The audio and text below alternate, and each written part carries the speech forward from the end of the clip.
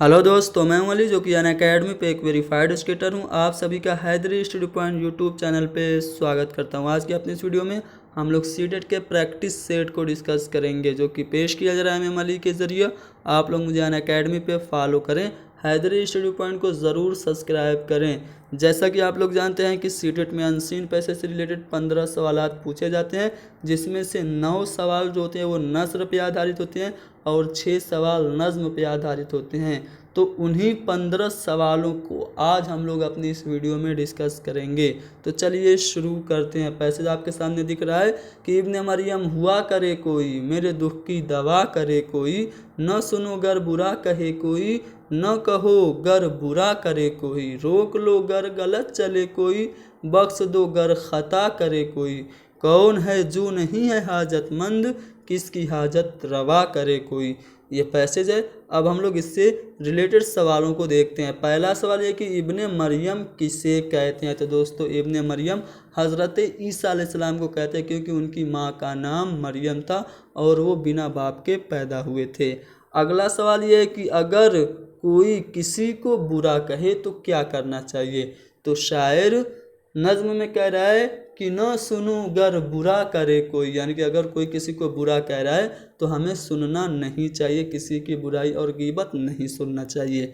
अगला सवाल है कि शायर खता करने वाले के साथ कैसा सलूक करने के लिए कह रहा है। तो शायर नज्म में कह रहा है कि बख्श दो गर खता करे कोई, यानी कि अगर कोई गलती कर रहा है, खता कर रहा है तो उसे बख्श देना चाहिए, माफ़ कर देना चाहिए। यानी कि शायर गलती करने वाले को बख्श देने के लिए कह रहा है। अगला सवाल है कि गलत रास्ते पे चलने वालों के साथ क्या करना चाहिए। तो शायर कह रहा है कि रोक लो गर गलत चले कोई, यानी कि अगर कोई भी शख्स गलत रास्ते पे चल रहा है तो उसे हमें रोक लेना चाहिए, उसे गलत रास्ते पे नहीं चलने देना चाहिए। पहला वाला ऑप्शन सही है। अगला सवाल है कि शायर ने हाजतमंदों के लिए क्या करने को कहा है। तो शायर ने हाजतमंदों की हाजत पूरी करने को कहा है। अगला सवाल है कि हाजत के माने क्या होते हैं। तो दोस्तों, हाजत के माने होते हैं ज़रूरत के, और हाजतमंद यानी कि ज़रूरतमंद जिसको किसी भी चीज़ की ज़रूरत हो। तो हमने नज़्म और उससे रिलेटेड सवालों को देख लिया। अब हम लोग बात करेंगे नस्र की। नस्र यहाँ पे है जो कि बहुत लंबी है। पहले हम लोग क्या करेंगे, नस्र पढ़ने के बजाय हम लोग पहले सवालों को पढ़ लेंगे। जब हम लोग सवाल को पढ़ लेंगे तो हमें नस्र से सवालों के जवाब ढूंढने में आसानी होगी। पहला सवाल है कि हज़रत महल का बचपन कहाँ गुजरा। दूसरा सवाल है कि उनको हज़रत महल का खिताब किसने दिया। तीसरा कि वाजिद अली शाह ने बिरजेश कद्र को मुकर्रर किया, क्या मुकर्रर किया वो आपसे पूछा जा रहा है। अगला कि अंग्रेज़ों ने ईस्ट इंडिया कंपनी किस गर्ज से, यानी कि उन्होंने जो ईस्ट इंडिया कंपनी कायम की थी वो क्यों कायम की, उनका मकसद क्या था। अगला सवाल पूछा जा रहा है कि अंग्रेज़ों ने वाजिद अली शाह को कहाँ नज़रबंद किया। अगला सवाल इसी से रिलेटेड है कि हज़रत महल ने अंग्रेज़ी हुकूमतों के ख़िलाफ़ क्या किया। और फिर इससे रिलेटेड सवाल है कि उन्होंने किसकी मदद से अवध को अपने कब्ज़े में कर लिया। और फिर पूछा जा रहा है कि हज़रत महल ने महल की औरतों के लिए कौन सा ग्रोह तैयार किया और अज़्म के मानी क्या होते हैं, ये पूछा जा रहा है। तो ये सवाल हमने पहले ही डिस्कस कर लिए। अब हम लोग पैसेज को पढ़ते हैं ताकि हमें आसानी हो सवालों के जवाब ढूंढने में। पैसेज में कहा जा रहा है कि बेगम हज़रत महल अवध के आखिरी नवाब वाजिद अली शाह की बेगम थी। जो हज़रत महल थी वो किसकी बीवी थी, वाजिद अली शाह की। वो फैज़ाबाद के एक गरीब घराने में पैदा हुई थी। माँ बाप ने उनका नाम उमराव रखा था, यानी कि बेगम हज़रत महल का असली नाम उमराव था। उनका बचपन कहाँ पे गुजरा, फैज़ाबाद में गुजरा।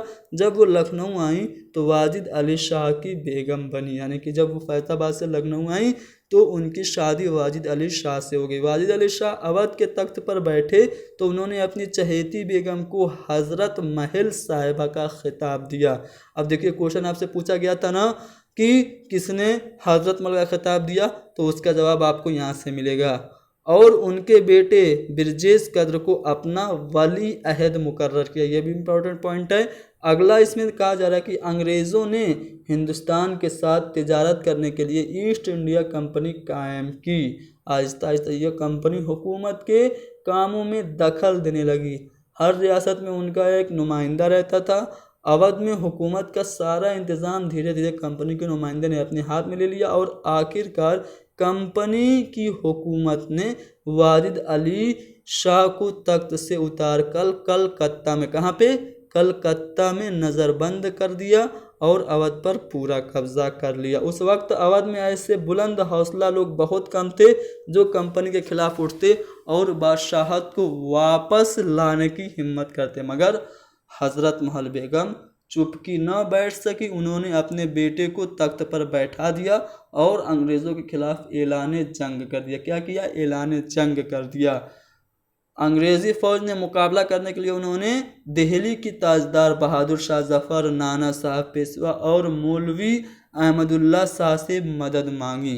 अहमदुल्ला शाह की मदद से उन्होंने 11 दिन के अंदर अंदर अवध को अपने कब्जे में कर लिया। किसकी मदद से? अहमदुल्ला शाह की मदद से। आगे पैसेज में कहा जा रहा है कि बेगम हजरत महल बहुत ही सरगर्म खातून थी। उन्होंने महल की औरतों का एक फौजी गिरोह तैयार किया। महल की लौंडियाँ, बांदियाँ और उनकी निगरानी में रोज़ कवायद किया करती थी, यानी कि मश्क किया करती थी, प्रैक्टिस और अभ्यास किया करती थी। उन्होंने जासूस औरतों की भी एक जमात तैयार की थी।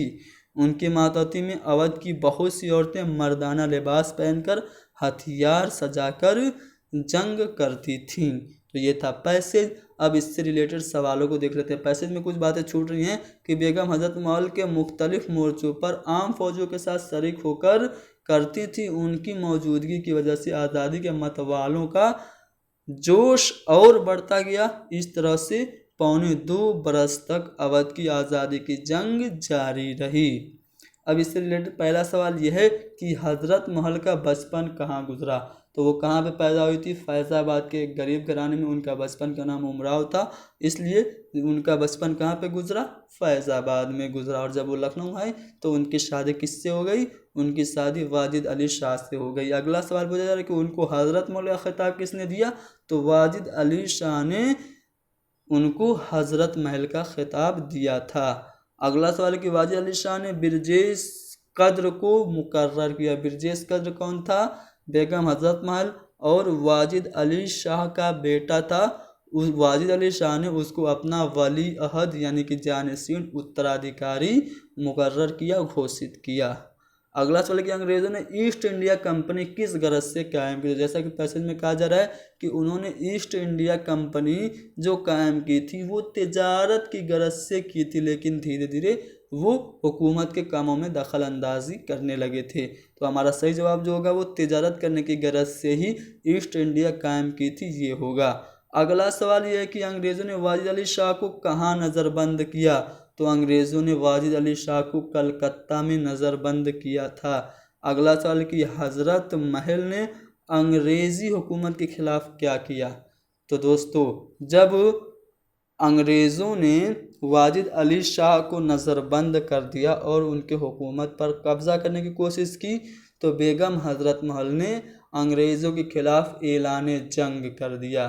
अगला सवाल है कि उन्होंने किसकी मदद से अवध को अपने कब्ज़े में कर लिया? तो उन्होंने अहमदुल्ला शाह की मदद से 11 दिन में अवध को दोबारा अपने कब्ज़े में कर लिया था। अगला सवाल ये कि हज़रत महल ने महल की औरतों के लिए कौन सा गिरोह तैयार किया? तो जो महल की औरतें थी उनके लिए उन्होंने एक फ़ौजी गिरोह तैयार किया जो कि मर्दाना लिबास पहन के और जासूसी भी करती थी और जंग भी लड़ा करती थी। अगला सवाल जो कि आखिरी सवाल है वो ये है कि अज़्म के माने क्या है? दोस्तों, अज़्म के माने हैं पक्का इरादा के। जो बहुत सॉलिड हमारा जो इरादा होता है उसी को अज़्म कहते हैं। तो अज़्म के माने हम कह सकते हैं इरादा के। तो दोस्तों, यहाँ पे हमने अनसीन पैसेज से रिलेटेड 15 सवालात हल किए। इससे आप लोगों को यह अंदाज़ा हो जाना चाहिए कि सीटेट में अनसीन पैसेज से 15 सवालात होते हैं, जिसमें ज़्यादातर जो सवालात होते हैं वो 6 सवाल लगभग होते हैं नज़्म से और 9 सवाल जो होते हैं वो नसर से, और बाकी के जो 15 सवालात होते हैं वो उर्दू पेडागोगी पे बेस्ड होते हैं। तो उर्दू तदरीस के जो सवालात हैं उनको इंशाल्लाह हम लोग अपनी अगली वीडियो में डिस्कस करेंगे।